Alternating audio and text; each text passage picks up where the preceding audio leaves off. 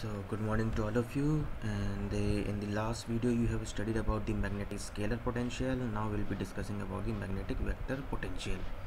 So as you have studied in the scalar potential, you have seen that by using one vector, one potential, that is one that can be a kind of scalar, we can calculate magnetic field. And how we have done that? We have only deduced one Maxwell equation, that is del square phi m equal to 0. We are considering those regions where current density is equal to 0.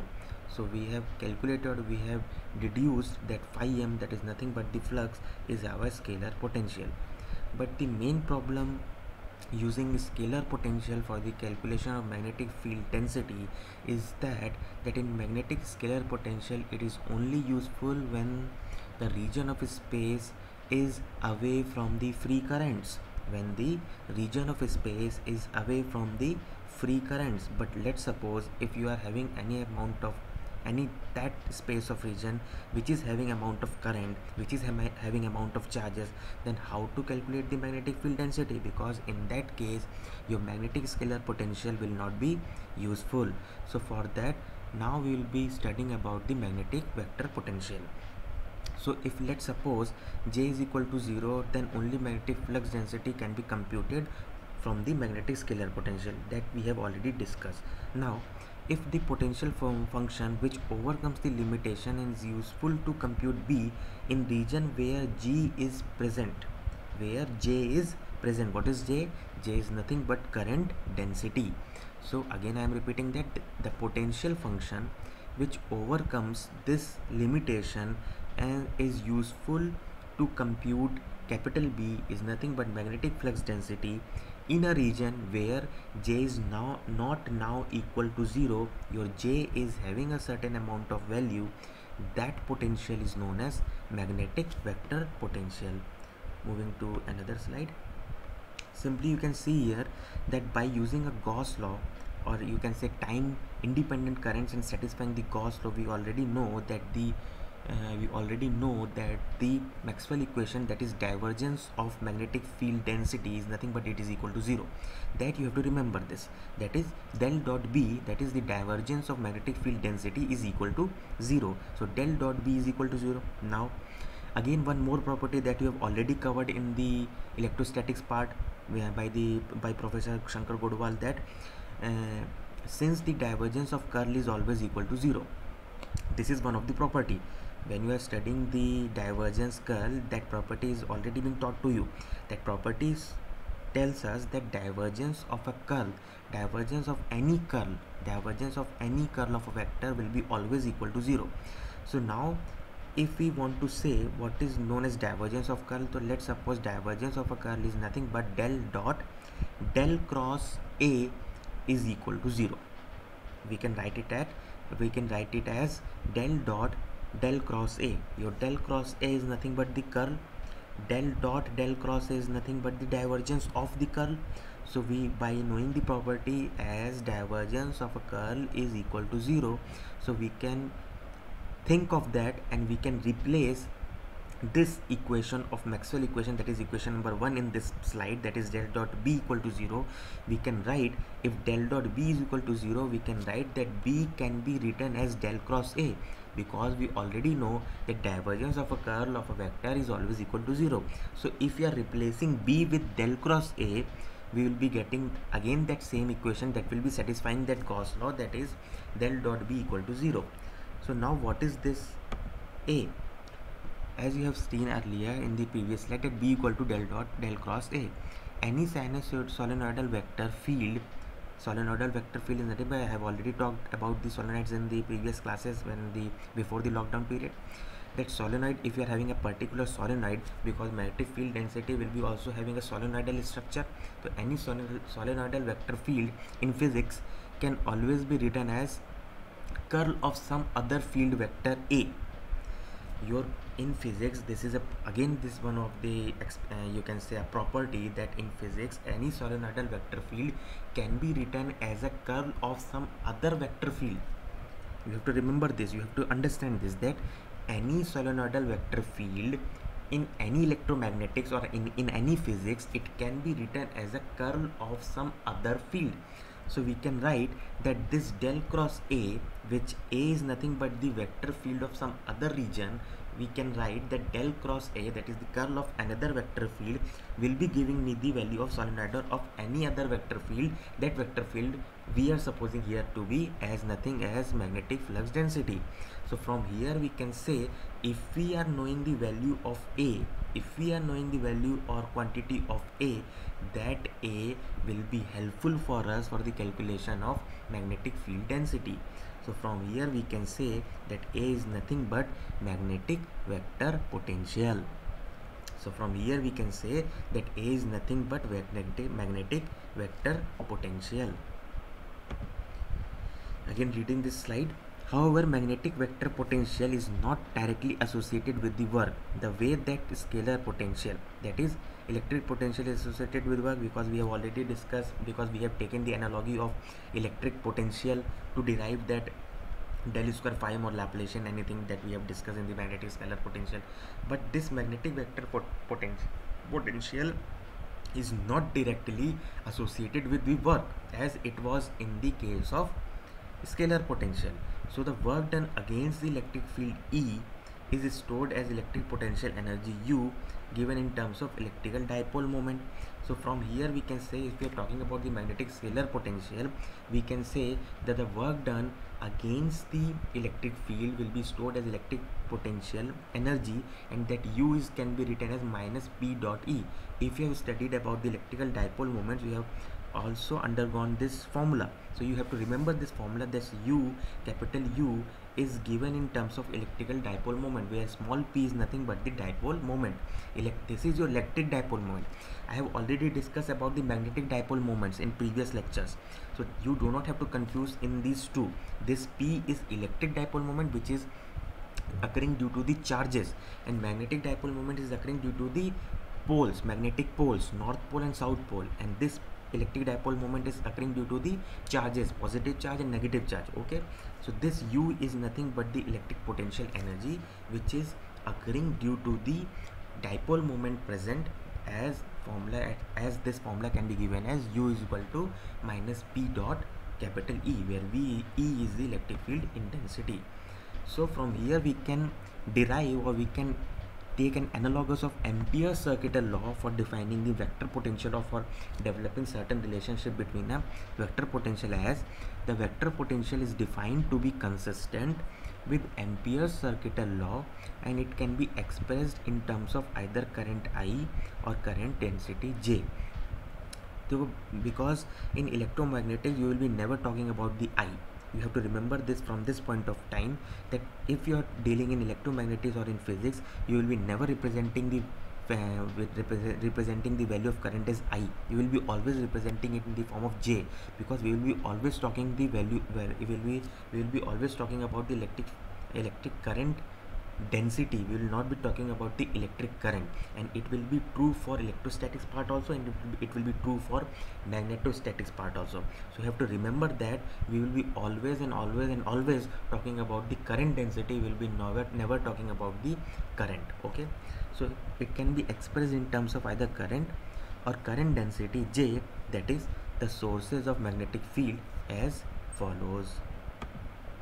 So we have already discussed this relation, that B is nothing but del cross A.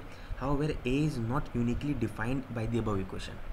What we have done, we have assumed that A is some vector field of some other space region, but we have not specifically defined what is this A, what is the unit of A. We are discussing, and we are assuming that A is nothing but also a field density, which can be, if the curl of that field or vector field is being defined, we will be able to calculate the magnetic field density, that is the defined capital B.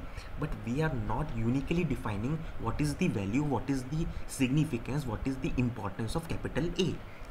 So let's suppose any function whose curl is 0, any function whose curl is 0 can be added to A, because we always know that del cross A, what we want to take an inference out of it, that is, if in any function whose curl is 0 can be added to A, then the result would still be the same as capital B only. Example, if let's suppose del phi, the gradient of a scalar phi is added to A, that is del cross A plus del phi. So what we can write by using the property del cross A plus del cross del phi. So this del cross A will be equal to B, because del cross del phi will be nothing but equal to 0, because del cross del phi will going to become del square phi, that is the Laplacian, and we already know that del square phi is nothing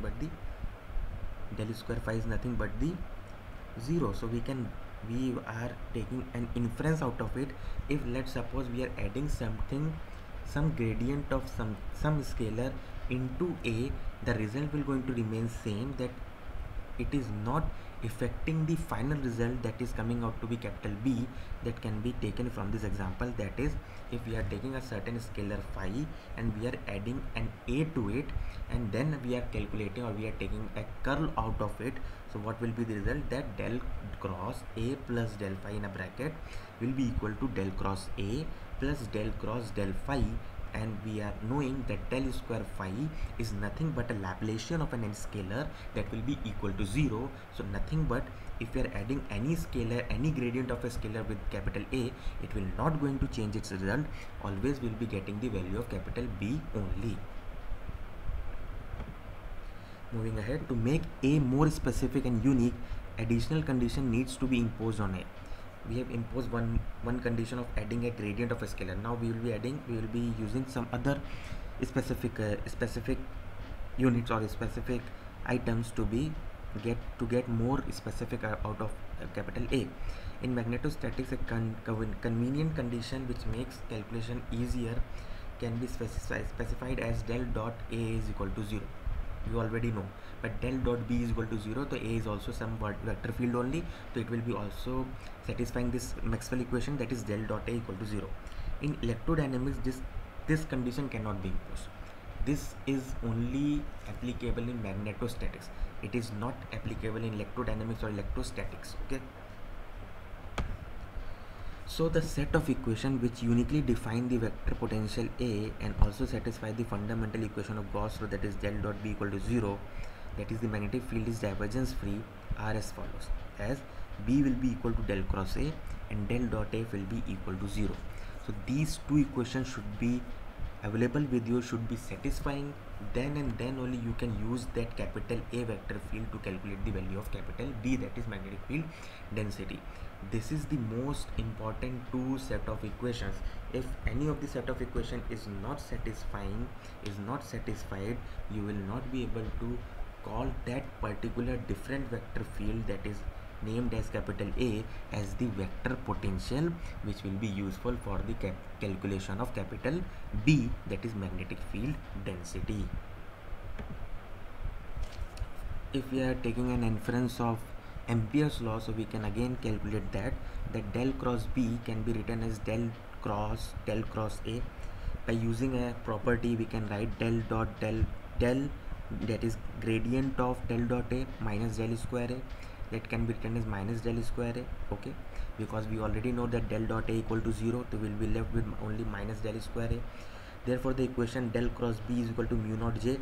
Why we are writing del cross B equal to mu naught J? Because we are taking that area which is having a current density, which is having certain amount of charges. So we will not be taking J equal to 0, we will be taking mu naught equal to J. So we know that del cross B can be written as minus del square A, because we have already defined in this first equation of Ampere's law. So from here we can write that del square A will be equal to minus mu naught J, which is, if you are remembering the scalar potential, what we have derived, del square phi m is equal to 0. So now we are developing a very good relationship between a vector potential and scalar potential. In scalar potential, what we are taking an inference out of it, that we are defining del square phi m equal to 0. That phi m is what that phi m is? It is the scalar, it is the magnetic flux. It is nothing but the magnetic flux. So if we are taking the Laplacian out of a magnetic flux, that is equal to 0 only. But here if we are taking a Laplacian of capital A, that is nothing but the vector field, which is nothing but the vector potential, is coming out to be mu naught J. Because what is the main and the basic difference between a scalar potential and vector potential is, a scalar potential can be utilized only there where you are having that space of region where there is nothing, there is no amount of charges available. That's why there will be no amount of electric current available. That's why there will be no amount of electric current density will be available, that is J will be equal to 0. But if you are having that space of region which is having a certain amount of charges, which is having a certain amount of current, which is then will be having a certain amount of electric current density, for that you will have to define certain another potential that is known as vector potential. And from here you can say this A is nothing but a is magnetic vector potential, which will be responsible for the calculation of capital B, which is nothing but the magnetic flux density. So this del square A is equal to mu naught J, but this is not your Laplacian equation. Your del square phi m equal to 0 is known as a Laplacian equation, but this del square A is equal to minus mu naught J is known as a Poisson's equation. So you have to remember these two equations, you have to remember it by heart, that Laplacian equation is equal to del square phi m equal to 0, and Poisson's equation is known as del square A is equal to minus mu naught J. Very important equations from your exam point of view. That is, one is Laplacian equation, that is del square phi m equal to 0, and another is Poisson's equation, that is del square A is equal to minus mu naught J, where the only difference is that now here A is a scalar, there phi m is a I'm again repeating that only difference is that capital A here is a vector and there phi m was a scalar. Here A is a vector, there phi m was a scalar. Okay, moving slightly ahead in a magnetic vector potential way, that will be the last slide from my point of view. I have discussed the magnetic vector potential in much more deeper manner. So let's suppose if we are having each component along XYZ axis of capital A, which will be defining the differential equation.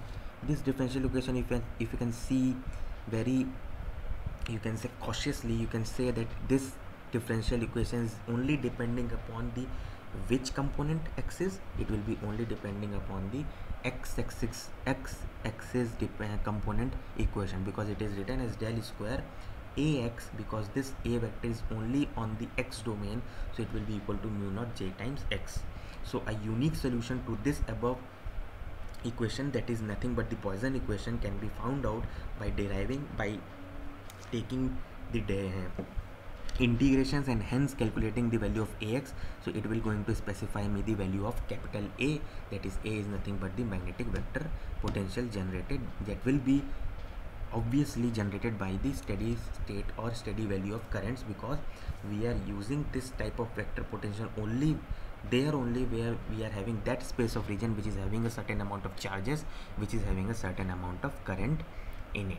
If we are having nothing, no charges, no current density, then we'll be sticked up to that portion of magnetic scalar potential. Okay, I hope that I have made clear to you the magnetic vector potential and scalar potential in a very good manner. Thank you.